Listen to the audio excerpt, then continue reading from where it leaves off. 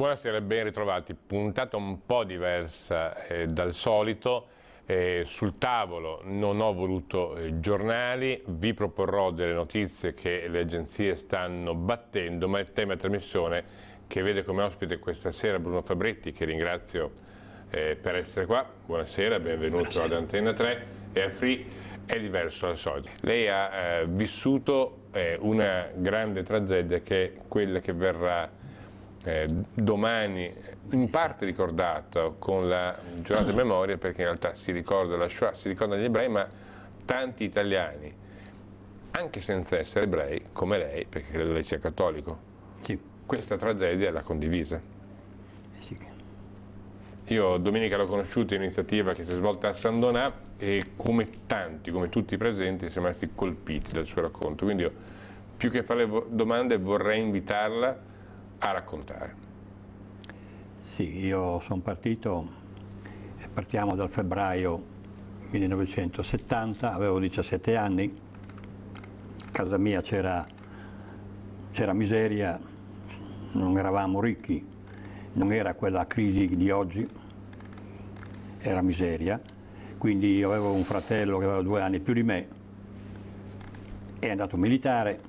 Io sono rimasto a casa con la mia mamma perché il mio papà era in Germania, nelle Germanie a lavorare, mentre invece era al confine Italia-Austria, e io sono andato anch'io volontario a 17 anni. Quindi lei ha scelto di fare il militare per non patire la fame? Per non patire la fame. E sono partito per Roma, dopo essere stato un mese a Roma mi hanno inviato in Albania. Ero al reggimento chimico con lanciafiamme sulla schiena, assieme ai tedeschi.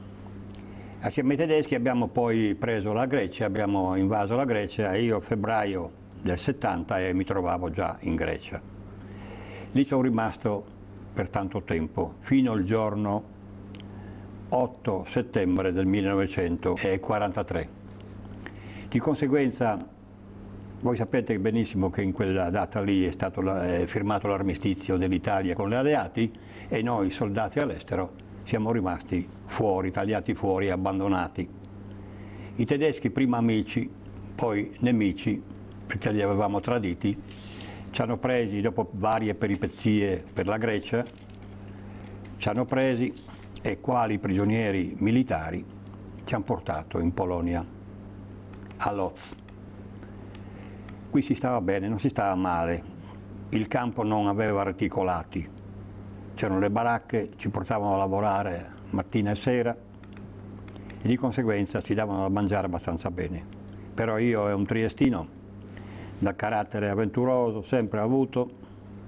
Dopo 2 mesi siamo fuggiti, siamo scappati e camminando di notte abbiamo impiegato 54 giorni attraversando il resto della Polonia, la Cecoslovacchia, l'Ungheria, siamo arrivati in Jugoslavia, oggi Slovenia.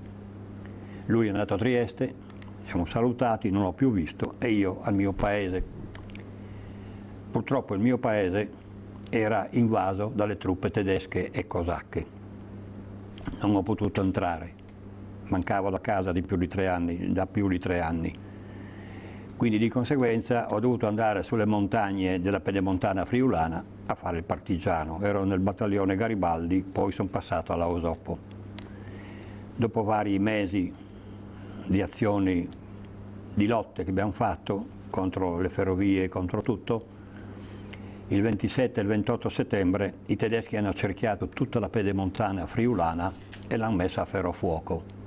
Tutti i nostri paesi, Nimi, Satemi, Faedi, Storreano di Cividale e parte di Povoletto, sono paesi che sono stati dati alle fiamme e tutti i cittadini hanno dovuto lasciare, abbandonare tutto quanto e recarsi in altri paesi, perché lì era stato deciso che dovevano comandare e abitare i cosacchi. Noi nei boschi siamo riusciti a fuggire, io sono riuscito a fuggire, ma decine e decine di altri partigiani sono rimasti fucilati nei boschi. Io che conoscevo molto bene la zona sono riuscito a dileguarmi su nel nord, verso i boschi, per poi cambiarmi e miscelarmi assieme alla popolazione del mio paese. La popolazione che con carri, carretti, carriole caricavano ogni ben di Dio della casa per portare fuori, perché le case venivano bruciate. mi sono miscelato con loro, ma in ogni paese, alla fine di ogni paese dove la gente era costretta a uscire, c'era la scelta. Loro sceglievano tutti i giovani, ragazze e ragazzi, dai 15 ai 30 anni, li mettevano in un grosso cortile, mentre i vecchi, i bambini e le donne dovevano evacuare con i loro cariaggi. Noi la sera lì siamo stati poi incolonnati nuovamente e portati a piedi a Udine, nelle carceri di via Spalato. Qui eravamo assieppati in queste piccole carceri, uno sopra l'altro, 2 giorni siamo rimasti lì. Poi alla stazione ferroviaria.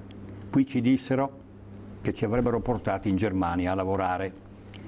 E allora io mi sono pacificato perché ho pensato farò la fine di mio padre, perché anche mio padre era a lavorare nelle Germanie, che poi si è saputo che era a lavorare al confine Friuli-Austria. Di conseguenza la gente solidale ci dava dei pacchetti di pane, qualche cosa, poi ci hanno caricato su un trasporto che proveniva da San Saba di Trieste e siamo partiti per la Germania. 4 giorni ci abbiamo impiegato per arrivare a Dachau. Qui siamo arrivati lì, ci hanno fatto scendere dai vagoni, ci hanno incolonnato, abbiamo passato questo piccolo paesino di Dachau, oggi una bellissima cittadina, e appena fuori l'abitato siamo fermati davanti a un grande portone con quella grande scritta Arbeit macht frei, il lavoro vi rende liberi. Qui io ho capito che non ci portavano a lavorare in Germania, ma ci portavano in qualche grossa prigione, perché nessuno in Italia sapeva che in Germania o al nord esistevano questi campi di concentramento. Sì, io un giorno ad Amburgo, nel Land locale, nel grande comune, ero a fare una testimonianza assieme a un deportato tedesco, con televisione, interpreti e tutto il resto, ed era come spettatori erano 1500 universitari. Alla fine di tutto hanno chiesto la parola se qualcuno ha da dire qualche cosa e uno solo per tutti ha detto: noi da quando siamo stati alle elementari fino ad oggi non abbiamo mai saputo che in Germania esistevano questi campi di concentramento. E di conseguenza io ammiro il loro primo ministro Kohl quando ha fatto una legge. Cancelliere forse. Sì, ha fatto una legge che prescriveva che tutti gli scolari, sia dall'elementare in poi, dovevano tramite firma andare a visitare, obbligati ad andare a visitare un campo di concentramento. E ultimamente anche a Mauthausen è stato completato il loro monumento che prima non c'era, hanno fatto un monumento anche a Mauthausen.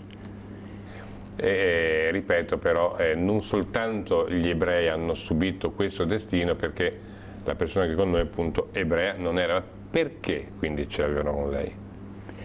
Perché io sono stato preso lì e quindi come a Udine sospetto partigiano, perché tutti i giovani erano sospetti ormai in Friuli di aver fatto... Quindi perché sospetto partigiano l'hai finito? Sì.